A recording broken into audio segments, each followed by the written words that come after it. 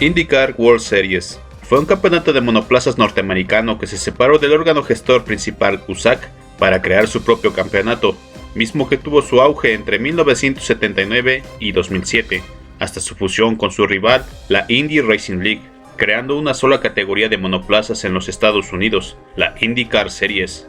La serie se caracterizó por el uso de tecnología que de a poco se equiparaba a la empleada en la Fórmula 1. Motoristas y constructores de autos de carrera con tradición se vieron inmiscuidos en la serie, desarrollando tecnología para uso general o específico para algunos equipos. Fue inicialmente dirigida por la CART, pero ante su quiebra en 2003 tuvo que ceder ante la Open Wheel Racing Series hasta su fusión. Durante ese tiempo fue denominado CART IndyCar World Series, CART Championship Series desde 1998 hasta 2002 y Champ Car World Series desde 2003 hasta su desaparición.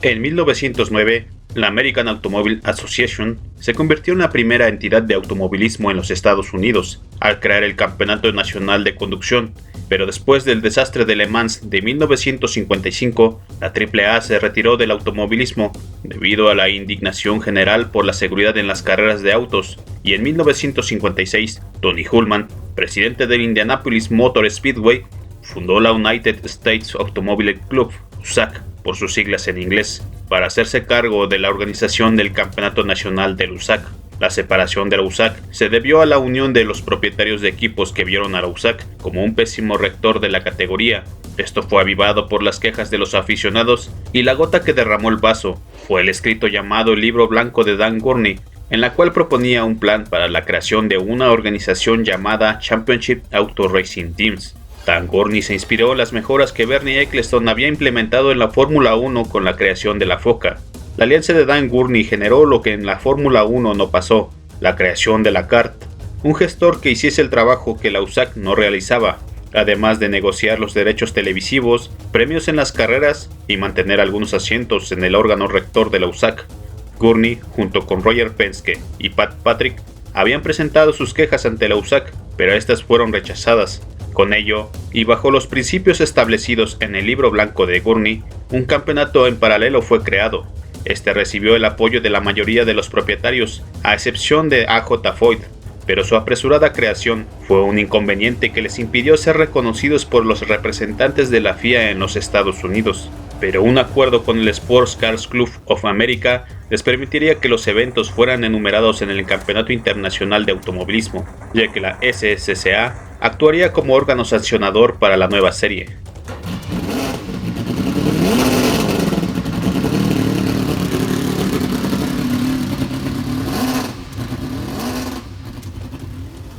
Durante esta transición se cimentarían las bases de su futura desaparición. Ello se debía a que las 500 millas de Indianápolis aún eran sancionadas por la USAC, además de ser válida para su propio campeonato y el nuevo campeonato CART.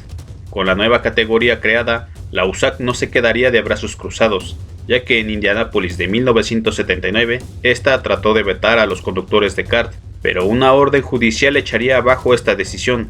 Intentarían calmar las aguas al cooperar en 1980, pero solo 5 pruebas bastarían para terminar dicho intento.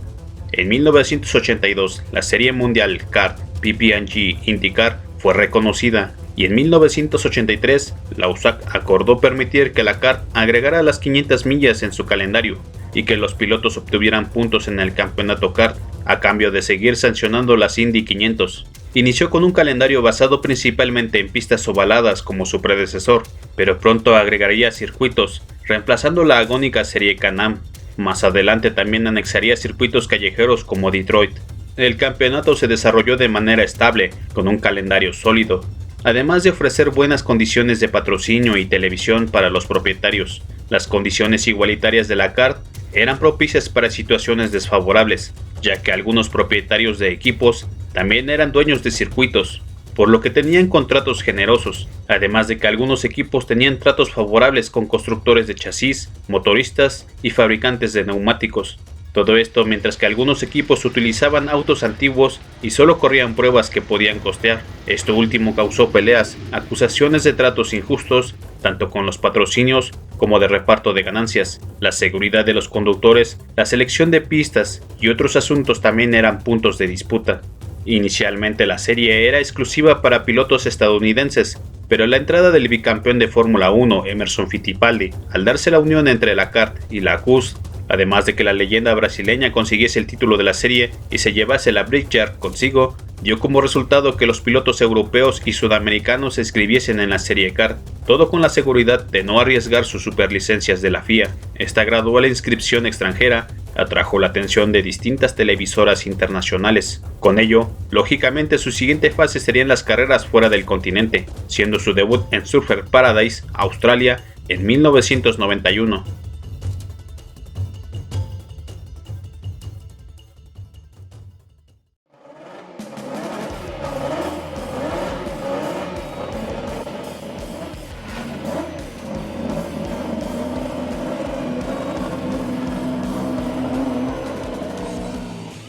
La creciente popularidad de la serie acrecentó las ganancias y por ende los costos de diseño, producción y desarrollo, tanto en los autos como en los motores, y con ello los más desfavorecidos serían los equipos pequeños, que no podían costearse el desarrollo de estos complicados monoplazas. Además de los autos, los pilotos se volvían cada vez más decisivos, ya que la categoría se volvía el punto de arribo de aspirantes de la Fórmula 1, así como su punto de retiro. Como ejemplo estaría el campeón Nigel Mansell, que se llevaría el campeonato, así como Jacques Villeneuve, que sería el campeón de la serie CART como de la Fórmula 1. Esto causó que los pilotos estadounidenses de a poco fueran hechos a un lado. Lo que agravó más el asunto fue la inclusión de los pilotos de pago, que poco o nada ofrecían a la categoría, exceptuando sus pesadas billeteras. Ante la creciente popularidad de la CART, NASCAR también se veía favorecida. El motivo era que los norteamericanos veían a los conductores extranjeros y los circuitos callejeros como algo que disuadía a los talentos nacionales. Muestra de ello era Jeff Gordon, que pasó de las carreras de ruedas abiertas a los stock cars, misma que corría predominantemente en los óvalos, algo que la serie CART estaba abandonando. En cuestiones monetarias, correr una temporada completa de CART costaba al menos $5 millones, mientras que para correr a tiempo completo en la serie mayor de NASCAR costaba menos de $2 millones, siendo más lucrativa en cuanto a premios y exposición mediática.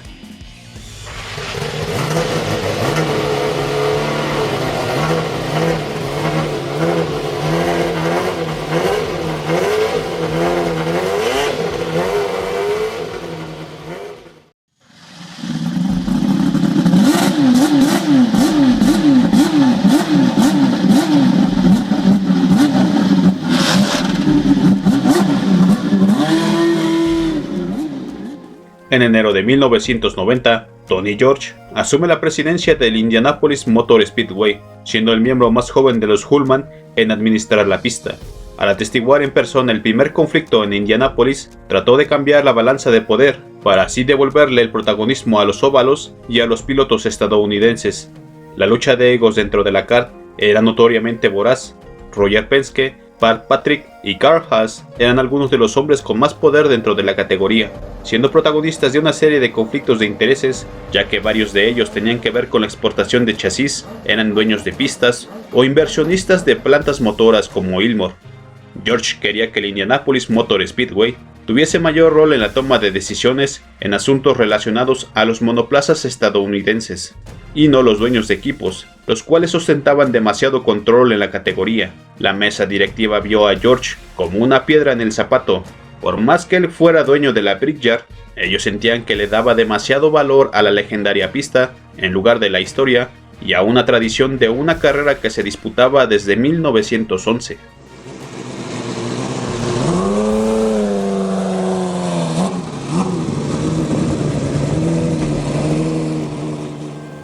En 1990, a principios de la temporada de CART, George se convirtió en miembro de la mesa directiva, pero sin tener derecho a voto. aunque pese a no tener el privilegio de votar, Tony buscaba concretar cambios a través de la reducción de costos, proponiendo el uso de chasis y motores de tecnologías más simples, dejando de lado los chasis de exóticos materiales hechos en Europa y los millonarios motores turbocargados, como los Penske y sus propulsores Chevrolet hechos por Ilmor.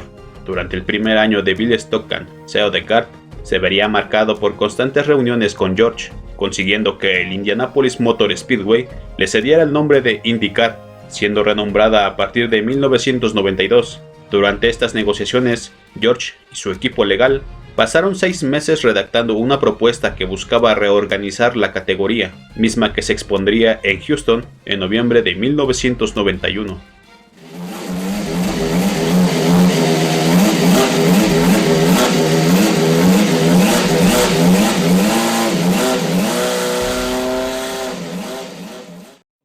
IndyCar Incorporated sería el nombre de la compañía administradora del campeonato.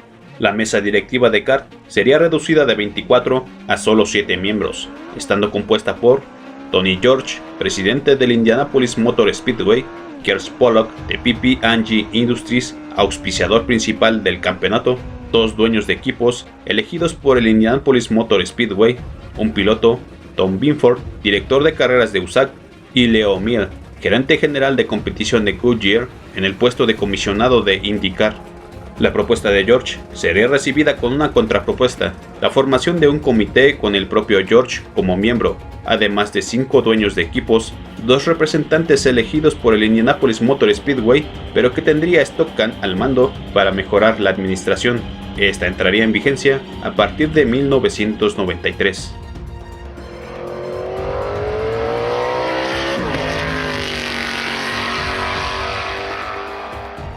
Desafortunadamente, las cosas no terminaron bien. Para los historiadores del automovilismo norteamericano, este sería el punto de quiebre. La furia de George trajo consigo que la NASCAR tuviese un evento estelar en Indianápolis, con la Brickyard 400. Los Stock Cars rodarían en el óvalo en un evento que apelaba al patriotismo, además de que Tony se acercaría a Bernie Ecclestone, impulsando el retorno de la Fórmula 1 al país de las barras y las estrellas, dejando claro la importancia mundial del Indianapolis Motor Speedway. Pero el verdadero punto de inflexión vendría en 1994, con la formación de su propio campeonato, denominado como Indy Racing League, teniendo las 500 millas como su joya principal. Esto marcaría el inicio de una guerra de 12 años, misma que casi destruye el campeonato de monoplazas estadounidense.